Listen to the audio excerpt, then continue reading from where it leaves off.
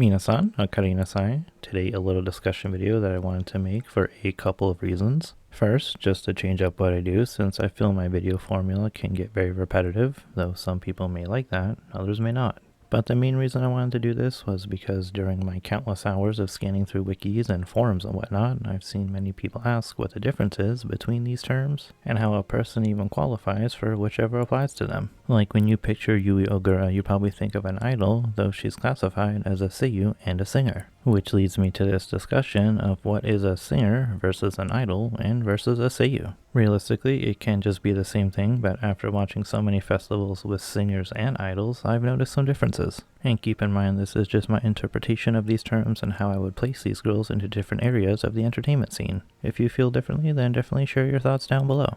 Before I begin though, let's define our terms here. A seiyuu is just a Japanese word for a voice actor, which actually isn't even the original way of saying it. In proper Japanese, a voice actor is koi no hayu, but the Japanese just love to shorten things, so now we have the word seiyuu. An idol is an image or representation of a god used as an object of worship, or a person or thing that is greatly admired, loved, or even revered. Which doesn't even always have to be a celebrity, it could just be your parents or even a friend that you just idolize because of their way of life. That is the proper term though. The way we see idols is just an attractive person on stage performing a song and dance. Well, to put it very simply at least.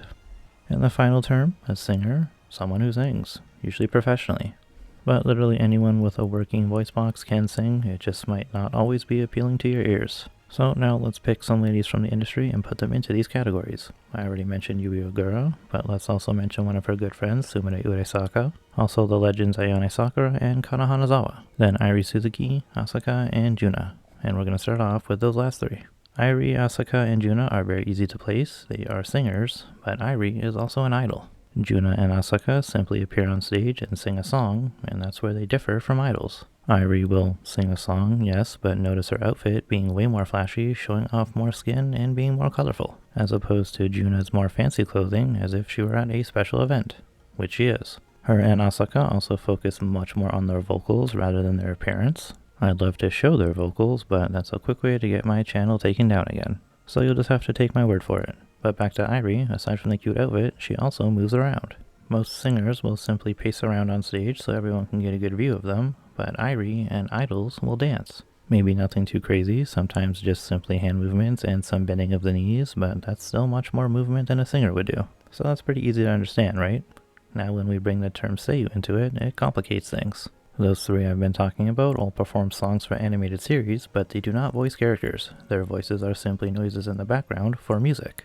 But now Asaka is technically in the Pretty Derby series, though only in the video game, it is still a voiceover, providing emotion and non-musical words for her character. So does this now put her also in the seiyuu category? I don't think so. It's just one role and it's not a lot of speaking lines.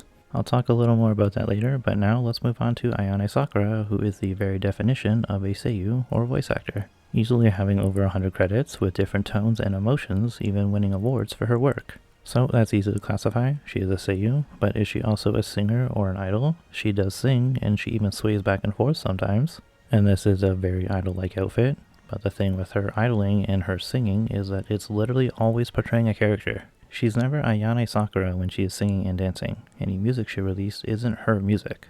It's her voicing as her Bandori character, or Shobai Rock, or the quintuplets. But the real-life person Ayane Sakura does not have a singing career, so she is simply just a seiyuu who sings and dances sometimes. And now I see why people have a tough time telling the difference. On to Yui, Sumire, and Kana, who are all basically in the exact same position, starting off as voice actors who then begin to sing as their characters in anime, which then led to them having singing careers as themselves, not as the characters. Though Yui was technically in two groups before she was a solo act. So they voice act, they sing, they wear cute outfits, and they dance. So what are they? Well, Yui and Sumire almost always have idol-like outfits on, and they always move around, while Kana wears some more fancy clothing and just chills out on stage. You could argue it's because she's older, but she's really only 2 years older than Sumire, so I don't think that really matters. To me, Kana is a singer and a voice actor, being a voice actor first and a singer second, while the other two are voice actor idols, but evenly with both. I think the main difference here is actually the presentation and Kana being more vocal based, while Yui and Sumire have more emphasis on how they look rather than how they sound. Of course they do sound great, but yeah, you're definitely looking at the outfits first. But not so much with Kana. Again, no disrespect on how she looks, I think she's a very pretty lady, but you definitely hear those vocals more than anything. I think another big factor is how they handle themselves on stage and how they interact with the camera, singers being more reserved and idols being more flirty, usually. Let's add another element to this discussion, anime idols. Voice actors who are acting like animated idol characters, the Love Live and Idolmaster franchises being the big ones to do this. Like Anju Anami from Love Live, portraying the character Chika. When she is doing this, she is an idol and technically a seiyuu, but more so just an actor in general, which she actually also does. Well, she's a stage actor at least, but now she also has a solo singing career. Though she has this and a couple of voice acting roles, the main thing she's known for is her idol character, and thus I would call her an idol. Over in Idolmaster, Aimi Terakawa is also a singer seiyuu idol.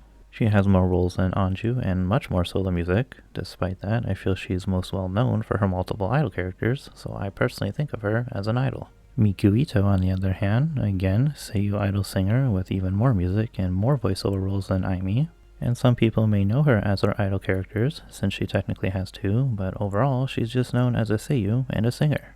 And again with these three, when they're invited to festivals, they are usually portraying a character and not themselves, except for Miku, who is usually Miku the singer, not the seiyuu.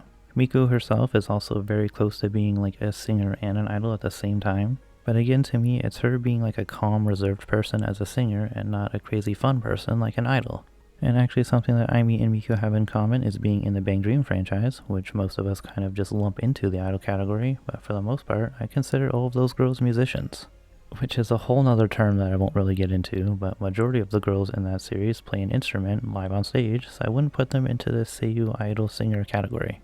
But I guess most of them are usually considered to be a seiyuu since they are portraying a character on stage.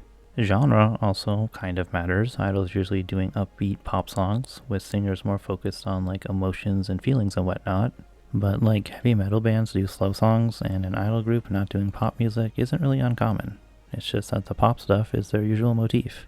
The last thing I want to talk about is when do you even become a seiyuu idol or singer? Because like I said earlier, if you have a working voice box and working legs, you yourself can do any of these things. But when are you a professional? When you get paid? Plenty of people get paid for doing terrible work, so is it when you graduate from schooling? Specifically the school where you learned about this profession? Well, again, plenty of people graduate from a school getting a degree in whatever subject, but then do nothing with it. If you went to school for woodwork and got your degree but have not built anything since, are you a carpenter? On the opposite end, you never went to school but you've built a few shelves and tables for people and maybe even sold it to them. Then are you a carpenter? I think it comes down to what other people refer to you as, or even what you yourself define as. And it's the same with the girls and these terms that I've been talking about. Sora Amamiya is a voice actor with many credits and a singer with many songs. And although she doesn't like to be called it, she is by all means an idol, singing and dancing with very cute outfits, and sometimes even sharing some silly voices or performing in character. So all three terms apply to her, and honestly, the final thought, it really doesn't matter how you refer to the girls or even the guys in the industry. Sora can be a seiyuu, idol, or singer individually, or all three at once. Ayane Sakura is more of a seiyuu, but she also sings, while Asuka sings, but has also voiced a character. At the end of the day, they're all just performers. So with that, we have reached the ending. Thank you for sitting through this silly little video that I've had on my mind for a while. Actually, another big reason why I wanted to make it is literally because my channel is called My Idol Obsession, but I only really talk about voice actors. But in the illegal definition of an idol, it's somebody you look up to or worship, and that's exactly how I feel about all the people that I talk about. So this is indeed my obsession with my idols. Anyway, next time we'll be back with the regular stuff about the first and so far only fully foreign lady in the Love Live series. As always, I look forward to seeing you there.